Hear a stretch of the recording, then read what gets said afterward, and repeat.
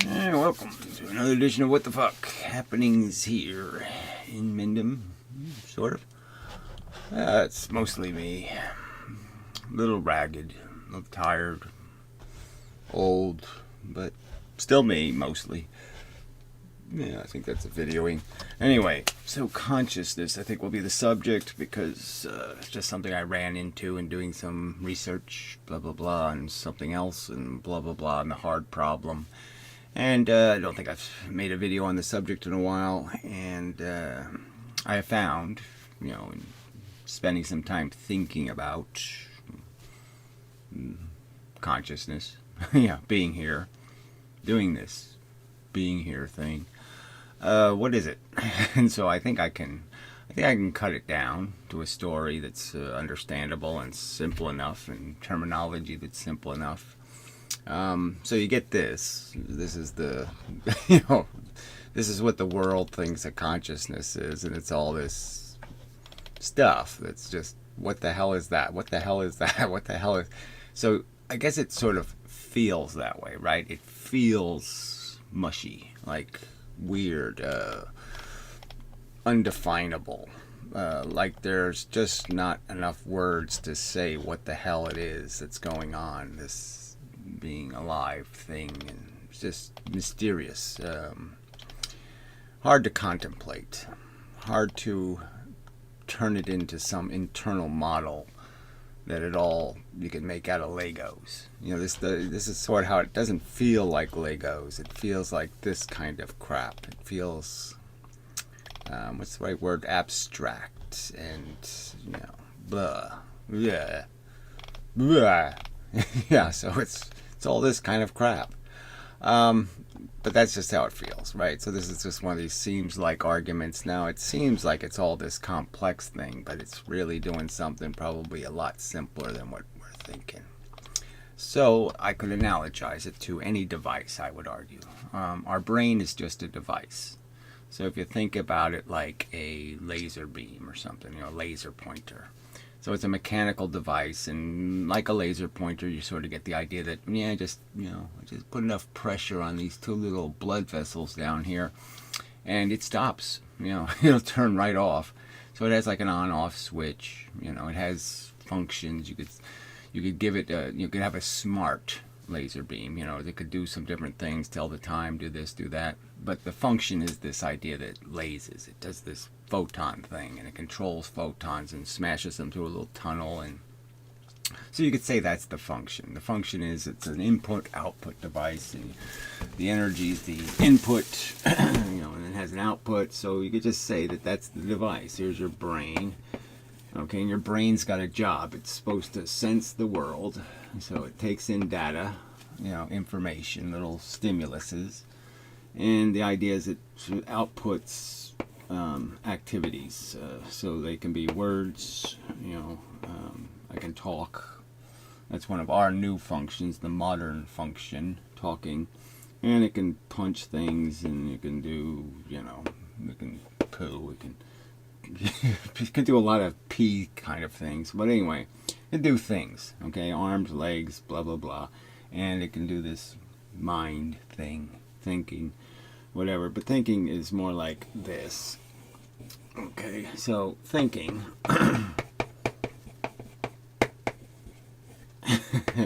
thinking, okay, is just something's output, and it just doesn't, it doesn't make your arms move, doesn't make something happen. Instead, the processing, the output just gets refed back in as duck.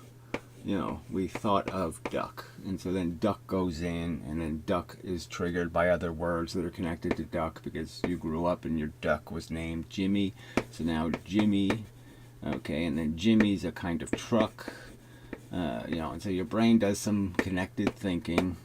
And it shoots some more of this, so now truck goes in here, and then red goes in here, and then, it just goes on and on, creating this connected processing of thought. And that's basically how my brain is making thoughts and all of that kind of crap.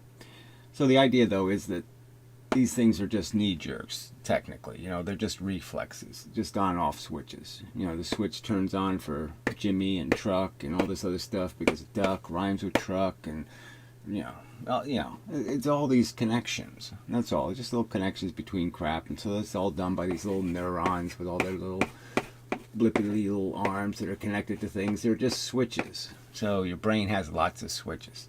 100 billion of these plus 20 synapses per one, so that's whatever it is, it's 20 trillion connections, blah blah blah. So you can store lots of Jimmy and truck and red and green and lots of concepts and words and blah blah blah. So anyway, the basic function is just reflexes. So these are just switches, and the idea is that these inputs can become, the reflex can become complicated. So there has to be, like, you see a little photon, at the same time you hear a little sound, or you touch if something wiggles one of your little hairs somewhere. And so you have a combination of reflexes that come in, and your brain says that pattern is a pattern, okay? It recognizes that pattern because that pattern happened when an event happened. And so it associates it with, I was driving in a truck one day and I had that pattern, and then I had that pattern again somewhere else, and some event triggers those events. So the input signals can be filtered, the output signals can be filtered. So you can do something like juggling, where your brain can learn, that a certain pattern, a certain place, I throw something in the air, my eye will automatically recognize where it is in the air. And it has, because I've done a lot of practicing, it knows, it triggers, and I don't have to think about it consciously, it just unconsciously does it. I know that's either a position I can catch, or I'm going to have to move my hand because that's not going to go where I need it to go. So I can learn to adjust. So these input signals get really closely tied to these output movements. So very little thinking and very hard wiring, muscle memory to these automatic responses, and that enables you to juggle. So you can do intuitive things, right? See, this is where they use the word intuition and stuff. Well, intuition is like muscle memory. It's like you've practiced it, you know it. It's a automatic reflex now.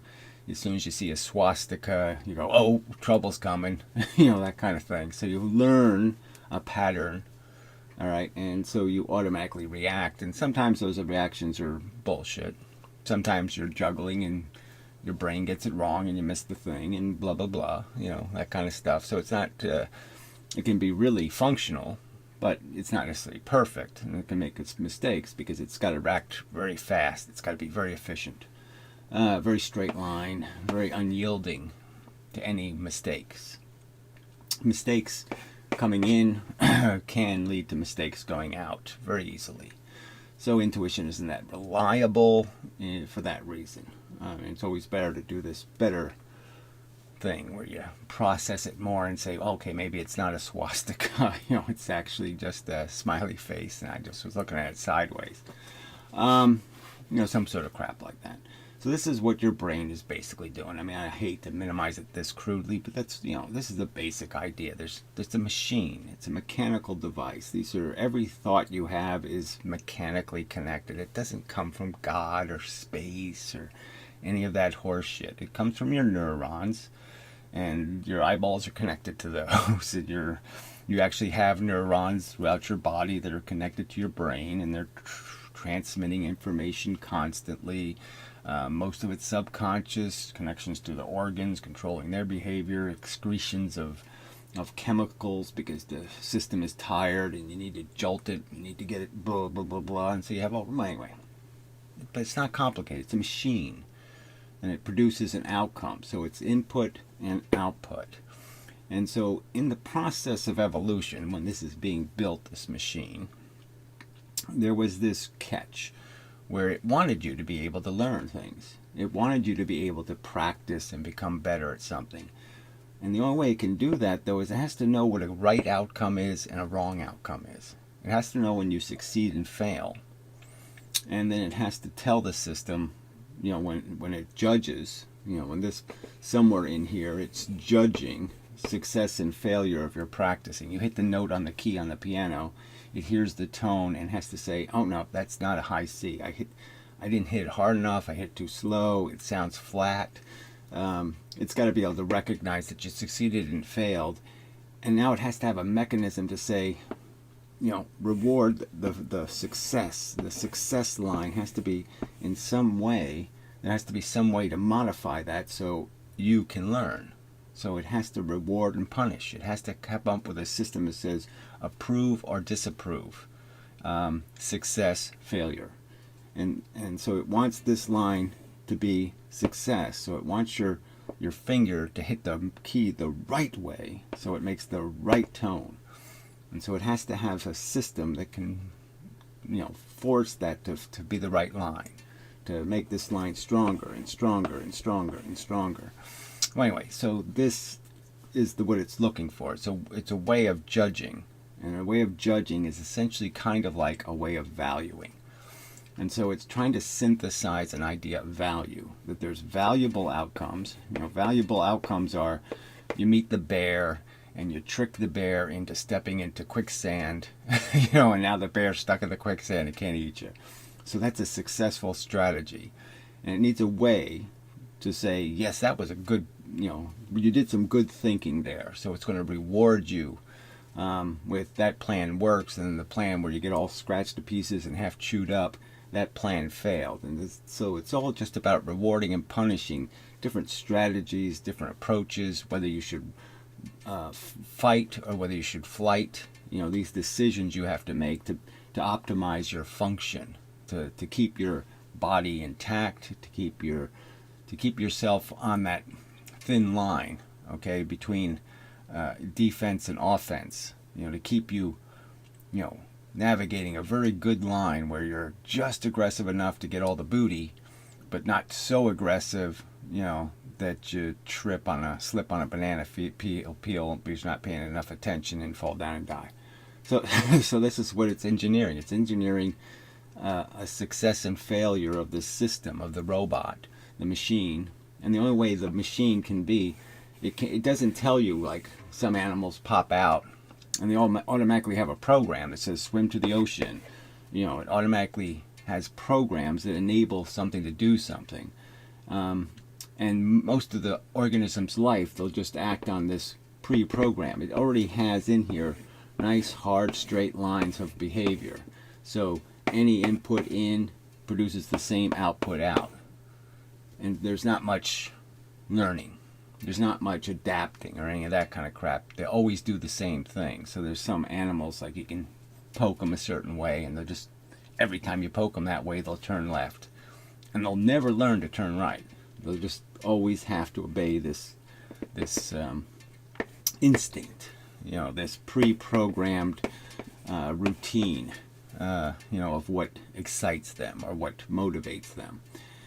And then these mammals and these more higher organisms, obviously, you want to be able to adapt to different environments. You might be born on a hill, you might be born in a valley, you might be born in the woods, you might be born out in the fields. So you need to be able to adapt these lines so you're not, predictable and stupid. You don't want to be really good at climbing trees and there's no trees to climb, right? You don't want a bunch of straight lines that tell you, I know exactly how to climb a tree. And there's no freaking trees, right? That's not going to do you any good. You got a bunch of pre-programming that's useless. So as organisms become more and more complicated, it became possible to, say, let's screw all this pre-programming. And for humans, it became so incredibly obvious that let's get rid of all of it.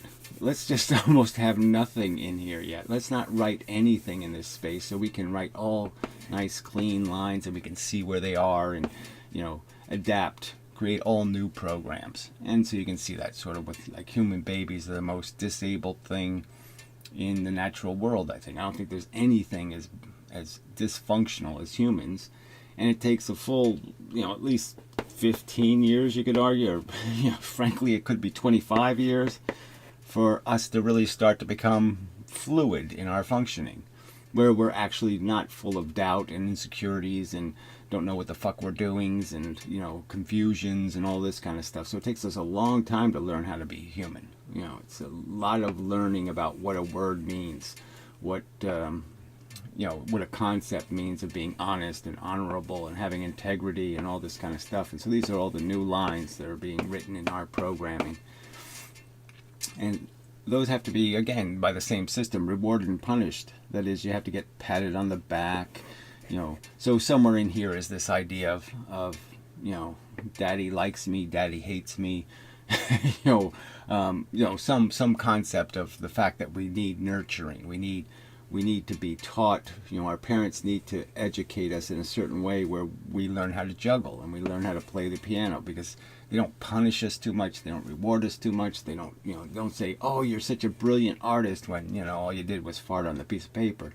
That kind of thing. You get some realistic skills in terms of being a human, and those are going to be programming that's going to be developed on this space. And it's, your sexual identity is going to be in here. Lots of all kinds of different things will be built in that process, and it's just going to be input output. And different humans will be programmed different because they're raised in a different environment. So the key thing, though, the consciousness, is the idea of this value engine, something to make it possible for your brain to create better lines through a system of reward and punishment. To say, this was a good outcome. The outcome was good because I got rewarded, I got pleasured, I got a cupcake instead of a nail in my eye. Okay, and so that's those rewards and punishments, your body feeling good, and sometimes emotional ones. Obviously we're emotional animals, and a lot of emotional programming, and we got rewarded. Everybody in town said we were really cool. All the girls liked us and were winking at us and making cute little faces at us and shit. And so we're winning, and there needs to be a system that says what winning is. It does something. And so the irony is all of this could be, the system. If we were going to make a computer program, we could figure out that, we have one program that's this learning curve, and then we have another program that's judging results and validating, and we call that the feeling program. But it really wouldn't be feelings, right? It could just be this idea of a reward, in the sense that the system says to the system, good, you did it, you did value. That was a good. And it could have just been a fake good. Could have been a nothing. But the truth is, somebody intelligent didn't design this computer program, right? And so the funny accident of nature was, when nature was trying to come up with a way of saying, what is value? What's a good outcome? What's a bad outcome? And how do I incorporate that into a brain, into a reward and punishment system? It actually made a reward and punishment system that is value. That is, it actually created a sensation that was actually negative and positive. So even though it was trying to just value an outcome, your survival, your successful alpha accomplishment, you successfully win, it was trying to say you win, okay, and that's all. And it did it, though, by creating actual value, actual good and bad feelings. So in trying to value outcomes, or value experiences, put value on the experience so we could know that this was a good program because the outcome was proper. In creating a system that can do that, it actually created value. So in trying to synthesize reward and punishment, that's the only part it wanted, it ended up making value. It ended up making something that ends up being valuable in the universe. So that's all it's using. It's the piece of the device that's doing reward and punishment, and it ended up making rewards and punishments that were actually more valuable than the abstract outcome of survival that it was intending to promote. It was intending to optimize. So the value was intending to optimize or make us capable of recognizing winning, and we need to win. So it was trying to make us want to win. And it ended up doing that by making something that's more valuable than the outcome itself. That was more, the outcome, winning, didn't mean anything in the real universe until, this showed up. And now winning is sort of dependent on your welfare, because now what you're going to feel is going to be part of winning. And the feelings are now the important thing. Whether you feel good or feel bad, whether your system is being rewarded or whether your system is being punished. And again, the only purpose of that thing is to help make these lines establish good practice, good input to output ratios. So that's the irony of it. But it's just a mechanical system, though. You can understand it's just a way of making a laser. You can make a laser using a tube. You can make a laser using a diode. You can make light shoot out of the... I guess I've got way too much clutter in here now.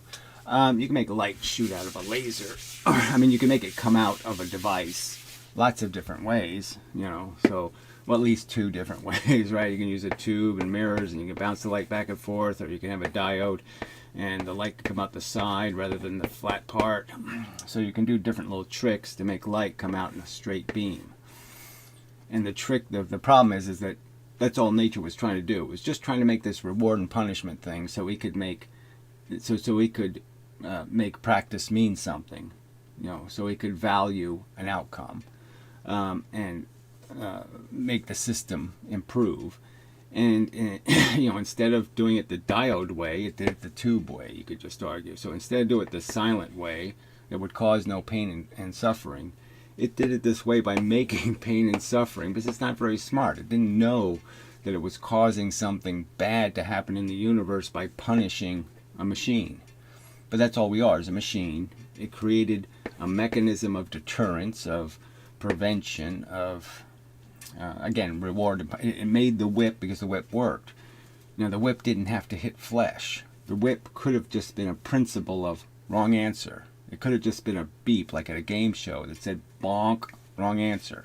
Instead, the bonk ended up being, this frickin' arrow, this fucking knife in your nuts kind of thing. It ended up being this real thing, this thing that matters, this thing that is different than this benign bonk. Bonk doesn't mean it, bonk. Who cares? I got bonked, no big deal. The universe bonked, no big deal. But when the universe ouches, okay, then it's a big deal, okay? When it starts crying, it starts being hurt, okay? It's hurt. Yeah, that's a good word, right? It's hurt. So instead of bonk, hurt happens. That's the difference. So it could have made us do this. We could have just been conscious in a way that is just bonky. It doesn't matter.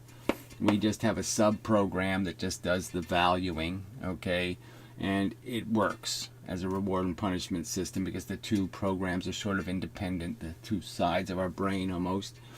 And so it works out okay because it just doesn't matter. It doesn't involve actually hurting something. But unfortunately, because nature's dumb, nature fell on, through evolution, it fell on a system that made ouch, and ouch means hurt. And so it hurts things to train them, to teach them. So something that means something is now in the universe. A sensation is in the universe, and it has a decidedly negative nature, and it's just fundamentally negative.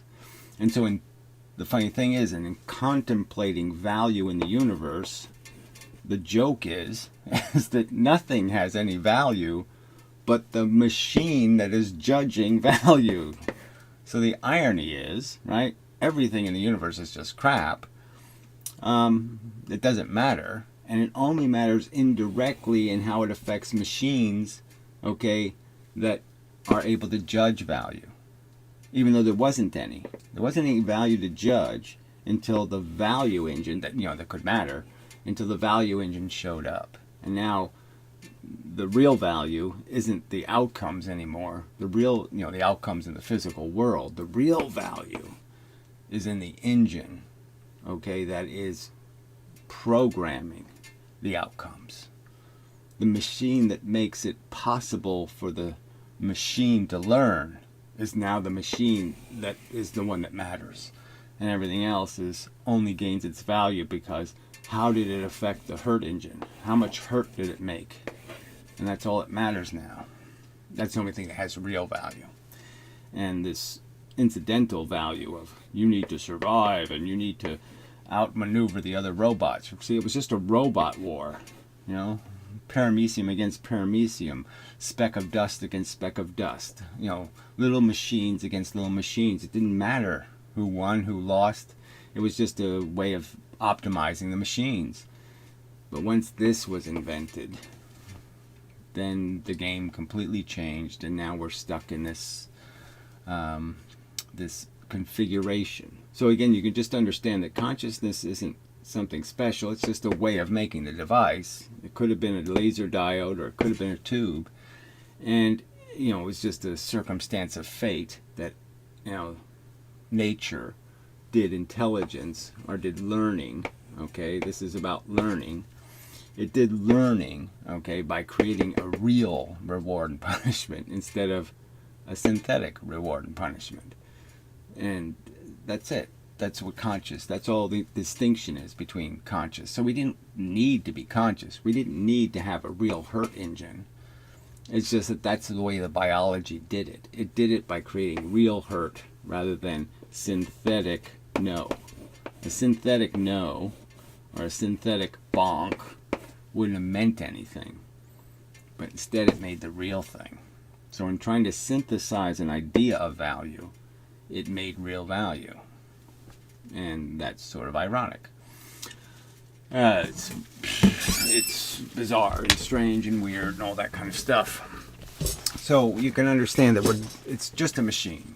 Okay, I mean, I've said this before, but yes, it's doing this simple process of creating a fake little world for us to live in that's made of what we can see and what we can hear. We get pieces of information. We don't know reality. We don't see reality, frankly. We see something that's very useful, in terms of navigating it, sticking my hands through it and being able to understand what's in certain places. But the truth is that's not even how the light works, because we have a little trick. We have a little tiny hole that the light goes through. And if it wasn't for that little tiny hole, we couldn't see any of this stuff, because the light there's images of everything everywhere, almost. I mean, they're going everywhere. And there's, no matter where you'd move, you'd see 17 images of the same thing, or 1,700. And, lots of complications. But because of this little hole, only certain rays of light can get into our eye, and so we can only see a little specific kind of world. Most of the photons can't get into the hole. So that's why we can see. We wouldn't be able to, if we were a flat piece of film, if I put a flat piece of film and face it at the world, I won't get an image on it. I'll get the makings of a hologram on it, but I won't get an image. There'll be information on it, but it won't be anything like what we see. And all of our senses are sort of doing that. They're all little tricks that give us information, pieces of the environment. We only hear certain frequencies, because there's ones that have valuable information and ones that are just noise. So we don't hear all the noise. We don't hear the universe humming, because it would be very distracting. That kind of thing. So we're just a machine, evolved over billions of years for a purpose, in the sense of just to survive, to win, to outcompete the other machines.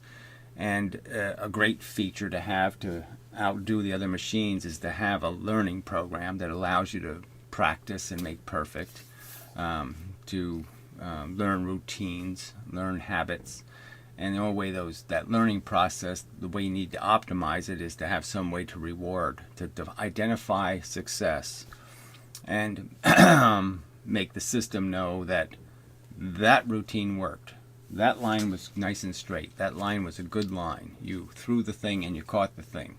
So it had to have a system to say which was a successful practice and what was an unsuccessful practice. And that's what your brain is doing all the time by making you feel something. It's just reinforcing things that it wants to make permanent, or make routine, or to make reflexive, or to make intuitional. It's just trying to learn how to make the machine as efficient and quick as possible through this mechanism of manipulating your sensations and saying when things are working, you feel good, and when things aren't working, you feel bad. Now, obviously, there's lots of, parts of it are just stupid, like, your tooth is broken, you can't do anything about it, and it hurts. Well, that's just stupid. But your brain doesn't know that's a waste of pain. So there's not much you can do about it. So there's lots of cases where the punishment's being imposed for no good reason. There won't be anything gained from it. It's just wasted torment. It is quite possible, let's say, that if insects feel, you could imagine, they learn. So it seems, I say, it would be kind of silly to say they don't have the same mechanism working for them. We wouldn't have more than one way of lazing. So the fact is that our ancestors were doing this long before we showed up. They were doing this feeling thing, this reward and punishment thing. The whip was invented a long time ago in evolution. But you can imagine that something like metamorphosis, where the caterpillar turns into the butterfly, might be extraordinarily painful for the caterpillar. And nature wouldn't really care. That, it just doesn't know that it's hurting something. It doesn't know that optimizing the machine to function can torture. It just doesn't even know the word torture exists. And so it can impose it quite incidentally, not as any function, but just because it doesn't consider it a waste.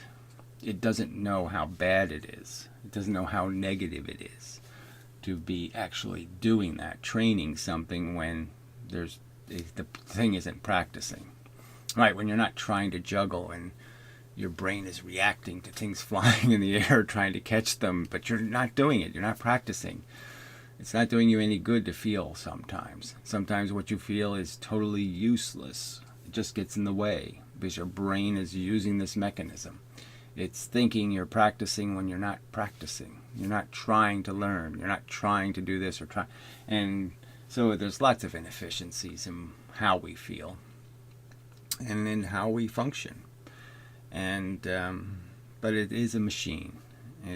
So we're sitting here in a device that's created a projector. It projects a reality.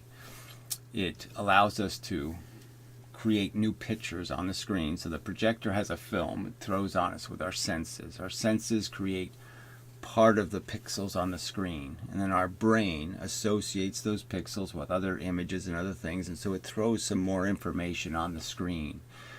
And we're just sitting here, the conscious part, because we're the place where these feelings mix with the programming device. And so we're just sitting in that bowl, and we have to be there because this is the only hurt happens. Hurt can only happen in this bowl, this conscious state. That's how hurt works, is you have to have whatever, consciousness. So we're just sitting here while the process mixes. It mixes the feelings. It mixes the symbolic representations. Like I said, every time I see the color red, there's a little bit of an emotion. Every color has an emotion tied to it, little bits of feeling. We don't see the color as much as we feel the color. We feel the texture of things, like this little black and white image. It has texture. It gives us an emotion, deepness, meaningfulness, blah, blah, blah. We get these ambiguous little jolts of feeling mixing with the images. And so that's what we're seeing. That's the projector. The screen has surround sound, and the chair vibrates, and all that crap. And we're just sitting here consciously experiencing that. And the rest of it is all subconsciously happening. It's all a bunch of code we don't get to see. And it just happens. And we watch it happen. We sit here and watch ourselves being ourselves. We watch ourselves do our routines. We watch ourselves juggle the way we've learned how to juggle. And it's just a machine. And you don't have to put all this connected to the universe thing, connected to each other. No, that's happening. There's no spiritual information. There's no magical information. It's all just an internal device, a little machine that senses the world, comes up with an output, and is doing it through a hurt mechanism, a mechanism that allows it to be rewarded and punished. And the reward is basically take away the punishment. Take away the negatives and you have a positive feeling. So I would argue the default state of the consciousness is euphoria, and the practice, the work of it, is just figuring out what points to whip. And that's all there are. There's just the whip. And that diminishes the euphoria. Little bits of the whip just keep taking it away from you. And you can go into some conscious state with drugs or sex or some other thing where you will gain some immunity to the whip. The whip will be silenced and you will flow back into your default state of euphoria. So that's why there's nothing to be accomplished here, because all you are is diminishing the euphoria. Your consciousness is blighted by the practice mechanism, by the reward and punishment mechanism. The punishment mechanism, really. That's all you can do, is be punished by living, taken away from your euphoria, having it diminished, and diminished substantially. So there's no real hard problem. We're conscious because nature isn't a computer programmer, and it did kind of a crappy, sloppy job. It did something a programmer wouldn't have been stupid enough to do. If we were making a robot, we wouldn't invent, let's hurt it, let's cause it pain to force it to behave properly. No, we would just have a mechanism that says, good job, bad job. It would just go bonk or bing. Bing for the right, bing, bing, right answer, bonk, wrong answer. It would have some simple code that said good, bad result. It wouldn't have something, where the bonk was really a hurt, a pain, a negative sensation. So that's it. That's the reason why we're conscious, is because nature isn't very good at making things. It's unintelligent design over billions of years of slow and gradual change, and it just fell on. It's a mechanism, and it worked to create good behavior. Hurting you when you hit a tree taught you not to hit trees. It's just a fact. Now, it could have taught you some other way, but now hurting you worked, and that's why we're stuck with it. But so I'm saying there's no hard problem here. The whole thing you're perceiving is an illusion, in the sense it's just constructed out of elements that aren't the same thing as what it's producing. Just like the laser beam isn't made out of photons. It manipulates photons. Your brain is just manipulating behavior elements, and it's synthesized through that process, this idea of hurt. It's just an idea in your head. But the fact is that idea was turned into a reality. It was turned into something realish. Okay? It just is. So I can take, just like the laser beam has a specific configuration of atoms, I can take that configuration, and no matter where I move it in space, it's still a laser beam. If I have, certain number of plastic atoms and this atom and that atom, I put them together, it always lasers. Well, if you put together the same sort of thing, this collection of atoms in a certain arrangement, it produces pathways of atomic change through atoms expanding and contracting and electrons flying around and whatnot, that just ends up creating this insanely bad illusion. This insanely bad arrangement of matter, where something called pain is felt, and it's felt in some extreme way, and no matter where I put that collection together, I'll end up with that. So I can take away most of my brain, right? I could, if we were really good at this science, you could theoretically understand that I could just keep taking neurons away until I got to just the pain. And so all I had was the engine, and all it was creating was suffering. And it didn't do any thinking, it didn't do anything. It just did the suffering bit. And that goes on in your brain. There's one little part of your brain where the electricity is doing this hurt program, this hurt arrangement, this painful sensation thing. And if you could extract that, the rest of the brain could work.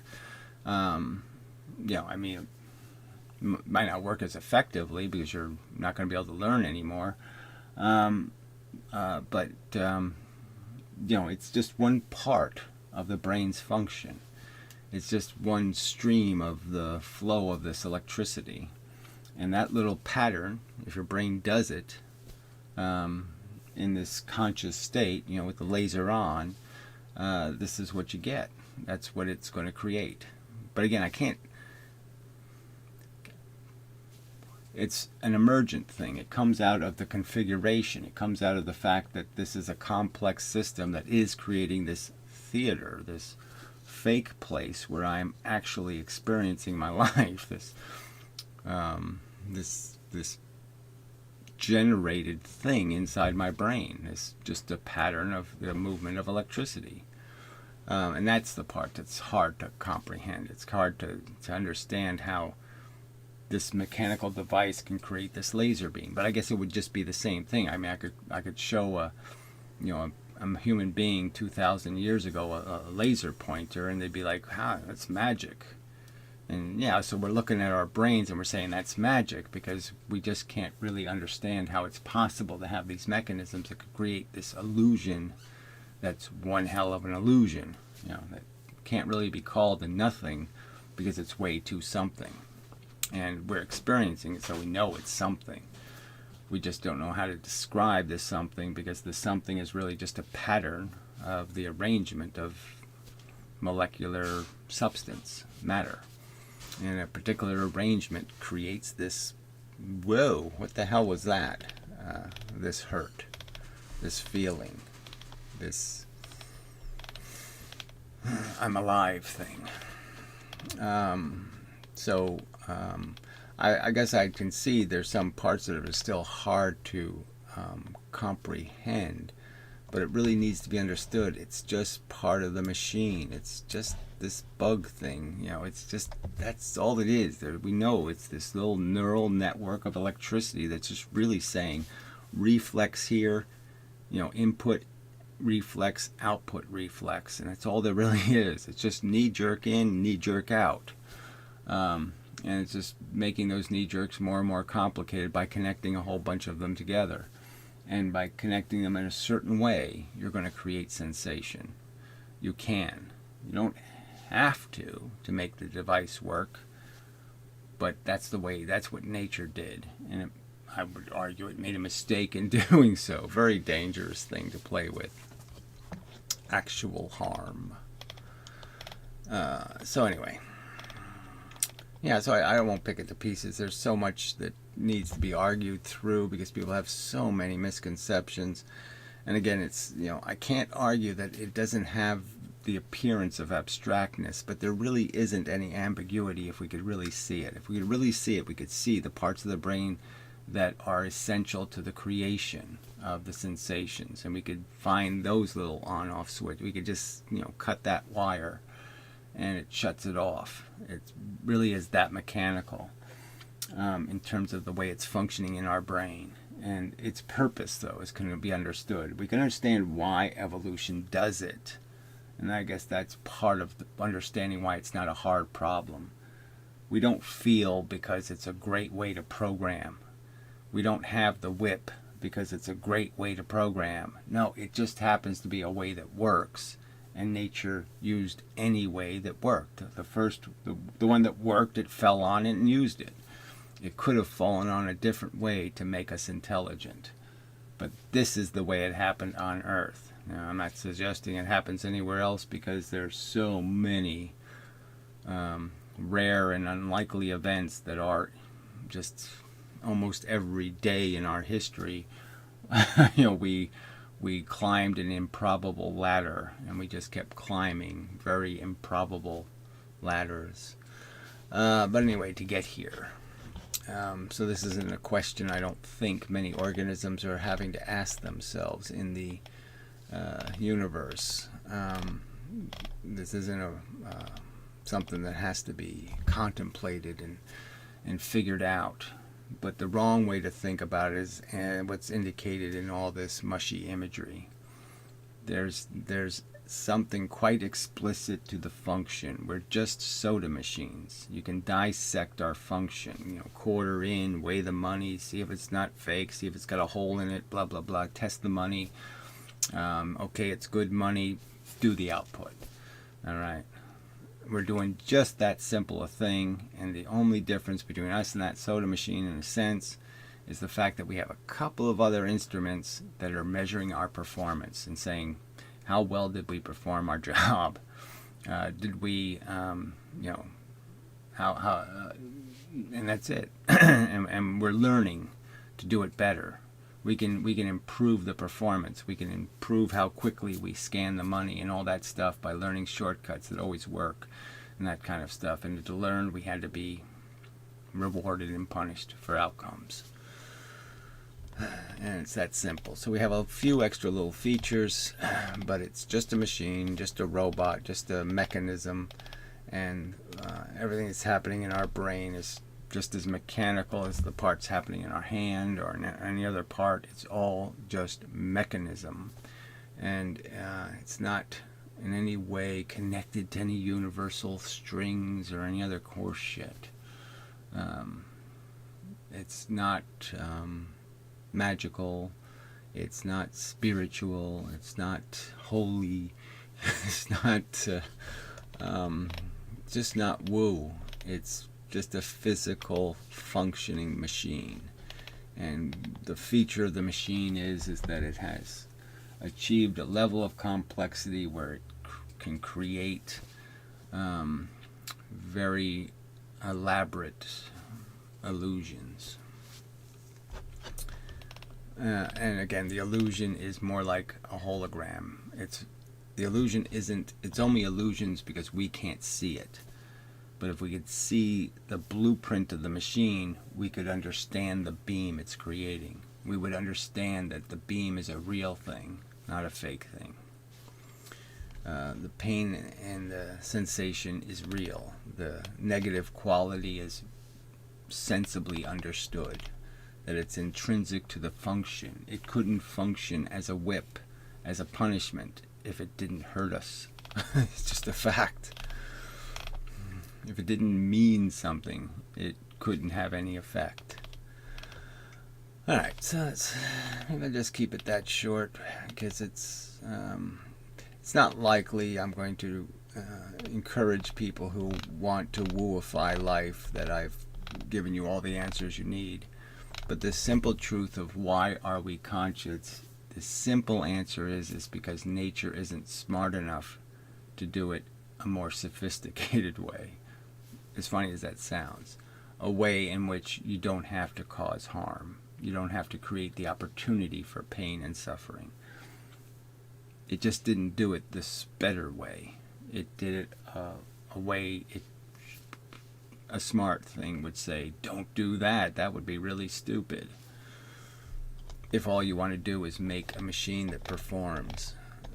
Again, what's happening on the inside is now more important than almost our function. And the only way our function has any value is how are we going to affect other feeling machines with our behavior. Now the whole game is backwards in the sense that we're not here just to win. We're here to create less whipping, less pain and suffering. Changes the whole meaning of our function.